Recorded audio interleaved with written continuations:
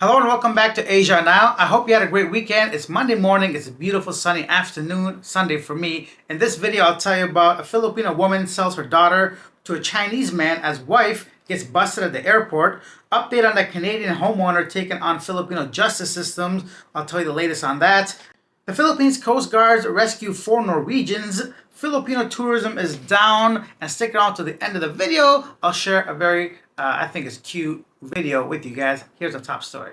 Just 2 days after Mother's Day, authorities at Ninoy Aquino International Airport, Terminal 1, intercepted a woman suspected of facilitating overseas marriage arrangement for her daughter. Authorities prevented a trafficking case involving a mother and her daughter attempting to board Philippines Airlines flight bound to China. The passengers, identified as alias Annie, 42 years old, and her daughter alias Mia, were subjected to secondary inspection. During the interview, Mia claimed they were traveling abroad to unite with her supposed husband, a Chinese national. However, BI officers discovered that the marriage certificate she presented was fraudulent. Upon further questioning, Mia disclosed she had limited knowledge about the supposed marriage, stating that her mother arranged everything. She mentioned being introduced to the man on March 11th and receiving a small sum of money. After a ceremony, she was given 5,000 pesos and told that the arrangement was meant to help support the family financially. Quote, "This case highlights the alarming trend of trafficking disguised as marriage," said the BI commissioner.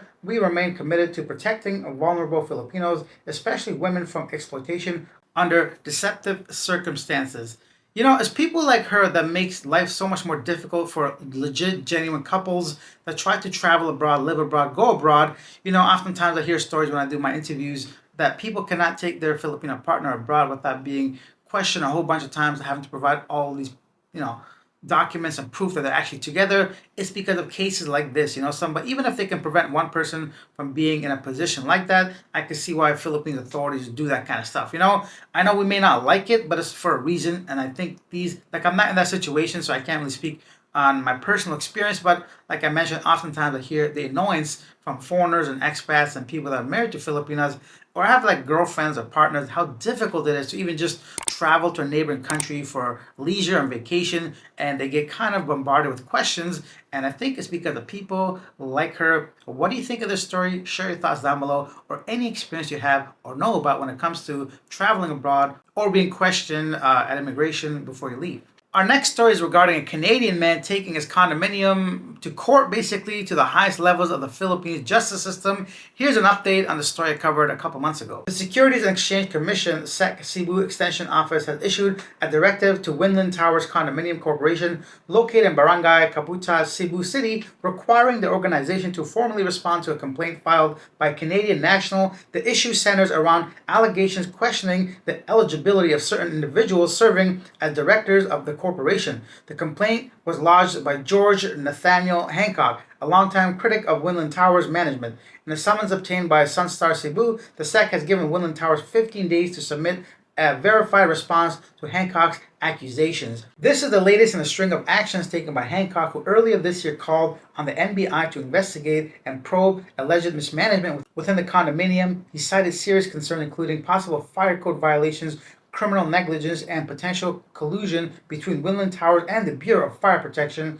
Region 7, and the Office of the Building Official. Hancock claimed that the BFP7 had confirmed that Windland Towers had not secured a fire safety inspection certificate and still had unresolved compliance issues. He also criticized the SEC for allegedly ignoring previous requests for unit owners seeking access to the condominium's financial records. In its recent communication, the SEC warned that if Windland Towers fails to respond, judgment may be rendered in favor of the complainant by default. However, Hancock has expressed dissatisfaction with the SEC's use of Section 26, arguing that it's wrong legal basis for his complaint. He believes the Sec 27 of the same law pertains to the removal of directors is more appropriate. He accused the SEC of selective application of the law, suggesting that it undermines accountability and emboldens corporate misconduct. Meanwhile, Christina Alvarez, Windland's billing administrator since 2010, told Sunstar Cebu that they have not yet received the SEC summons.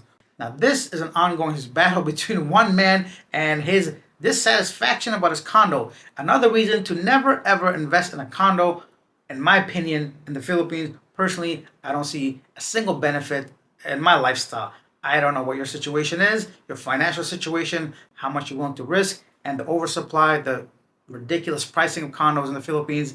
Not something I'm willing to partake in, but this man's had enough, especially when it comes to management, the fire regulations, and everything else that we just read and I know about from the previous episode. Let's see how far this man can go. So go Leafs and go this Canadian dude.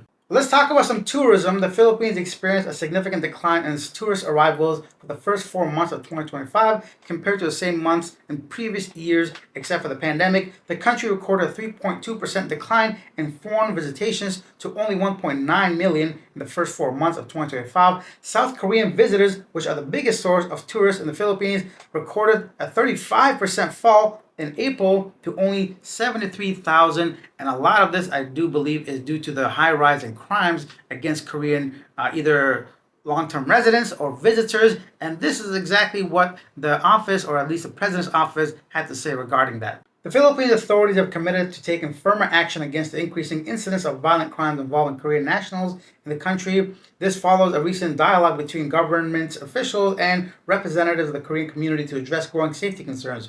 During the meeting, Korean representatives appealed for stronger police cooperation and better protection for the citizens. They proposed increased police presence and improved coordination with the local units to prevent further incidences. In response, officials unveiled plans to enhance security measures, including the revival of specialized unit focused on tourist safety. They also promised tighter monitoring in areas that are significant Korean populations, such as Manila, Angeles City, and Cebu. These efforts come in the wake of several high-profile crimes, including the fatal taking of Korean tourists in Angeles City and a recent abduction of another Korean national in Batangas. Yes, this is a big concern when you're traveling. You want to feel safe, and it looks like the Korean community wants something more done by officials. Also, on another note, trying to get some more tourists coming to the Philippines, here's what Tourism Secretary had to say at an international forum in Bangkok. Recently, the Department of Tourism Secretary Cristina Garcia Frasco has urged digital nomads and long-stay travelers to consider the Philippines as their next remote work destination, highlighting the country's rich natural resources, cultural heritage, and government support for long-term stays. Yeah, I don't know. To be honest, it's cool to just want people to come. Nobody's denying the natural beauty of the Philippines. Digital nomads want convenience and able to work, and it's going to take a lot more than just pretty beautiful places for that, right? So these are people's livelihood, their jobs, people make money, and to be honest, people are just lazy these days. They want convenience. They want kind of like go, have everything at their fingertips. We want immediate satisfaction. So I mean, the visa is not even confirmed yet. We don't really know some of the groundwork. I mean, it's cool to say, come on over, we're gonna have this and that and the other, but it's like me saying, come over to my hotel, we're gonna have a pool, we're gonna have a restaurant. Not quite yet, but come on over and stay with us. Because realistically, although I'm not really technically working online for a company, but if I was, I could not be trusting the Philippines. It's sad to say, but when it comes to visiting places like Sikihor or some beautiful island in Malapascua, or just far out from like developed areas, I can't trust Globe. I cannot trust PLDT. I can't trust Smart2. It's not the speed that's the problem. A lot of times the connectivity, it drops oftentimes. Not just that, it's also electricity. A lot of you may say, I never experienced that, which is cool and it's fine and all that. You might say get a generator or this and that, but all those things require long-term commitment to the Philippines.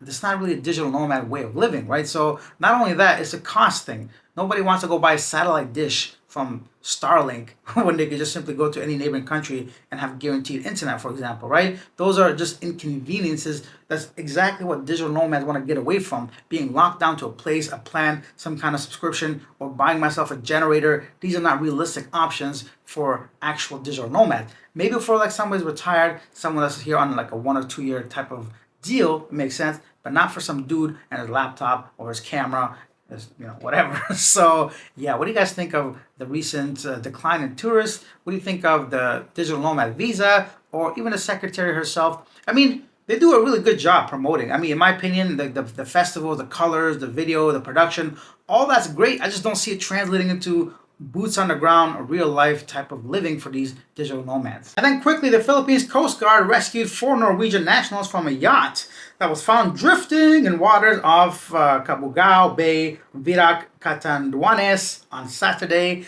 I know I butchered those names. My apologies to my Filipino friends, but I don't know. I don't feel sorry for no man on yachts. You got lots of money. You got rescued. I'm happy nothing happened to you, but I don't know. You're on a yacht, bro. Just chill. Somebody's gonna come get you. Another group that I do feel for are 200 OFWs to be repatriated from Saudi Arabia. The Department of Migrant Workers announced that around 200 overseas Filipino workers in Saudi Arabia, classified as quote runaways, will soon be brought back to the Philippines. These workers already have exit visas and are waiting for the plane ticket from their agencies and government support. Officials encourage these OFWs to use the grace period offered by the Saudi government to regularize their status through its official platform for domestic workers. Most of them are located in Riyadh, Jeddah, and Al Khobar. Separately, the department reported no repatriate requests from OFWs affected by the recent Myanmar earthquake, though 69 individuals did receive financial aid and help in replacing lost employment documents. Now, there's a lot to unpack there. Everything from an exit visa I had no idea about to runaways, which we all I think we all have a slight idea that these OFWs don't get treated very well in these Saudi countries or Arabic, Middle Eastern, oil-rich countries. And one more thing was what they mentioned through the agency. So you can't simply get on a plane and come back home, right? If you are an OFW, please shed any light you have regarding what it's like to actually go through the process, getting there and actually leaving the Saudi or Qatar or any of these Middle Eastern countries. I'm sure it can't be that easy.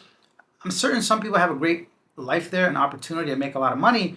But from my understanding, a lot, and my actual experience talking to some OFWs when I traveled to, when I went to Dubai, Abu Dhabi, even Istanbul, Turkey, these places, they hire OFWs from the Philippines, but sometimes they don't get treated very well.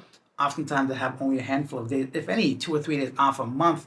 And although they have to work, like, just let's say they sign up for 10 hours, they end up working a lot more than that because they're essentially living in the person's home. Sometimes they give away their passport to the homeowner, which I would never do personally. I mean, it's something I don't want to do, but I understand it's not easy for someone trying to make a living, someone abroad. They have no choice, essentially, right? So, yeah, I'm glad they've been, quote, rescued or repatriated. Anything you can share on that, let me know. And now it's time for our segment Yesterday Today, where I read some of the most popular comments regarding our previous video. Sergeant USA says, seeing 3 expats this week that were crying about being scammed. One expat gave his girlfriend 3 to 4 million pesos, then gave 50,000 pesos to the girlfriend. Shows that you can't stop stupid. Okay, yeah, some people are just like that. Honestly, we actually did a live stream, if you watched that this morning, talking about lonely men and some signs to watch out for in case you don't know you're in a love scam, a romance scam. You can check out that video if you like. Black Wonder BW says the UK girl faces life in prison for smuggling. Meanwhile, the guy who crashed into Naya, taking the lives of 2 people, gets the equivalent of 1,800 bail. What a world. Thanks, Alex. I agree. It's definitely unfair when you think of it in those senses, but the other thing to consider, first of all, is 2 separate countries, and the second thing is that one was accidental, at least not intentional, but the other one was actually exactly that. They knew what they were doing, so not really apples to apples, but I do understand your point when it's the contrast of 2 crimes and the severity and the leniency of each and the other. Rain Bitcoin says, brother, I know a 40-year-old who was continually sending his money to a so-called chick in Peru. I kept warning him. He would tell me she loves me. He eventually took the plane there to meet her. Shockingly, no one was there to meet him. The saddest part is now he's talking to another so-called girl. I can't help him. He's clearly sick or crazy, desperate, or something. Honestly, I'm in the same kind of mindset as you. I just don't understand some people. Before I leave, I'm going to share, I thought it was a cute video with you guys. If you've been to the Philippines, malls, you know you're allowed to bring your dogs as long as they're wearing diapers. But this man took his pet situation to a whole nother level. Thank you for watching. I'll see you guys tomorrow. Check this out.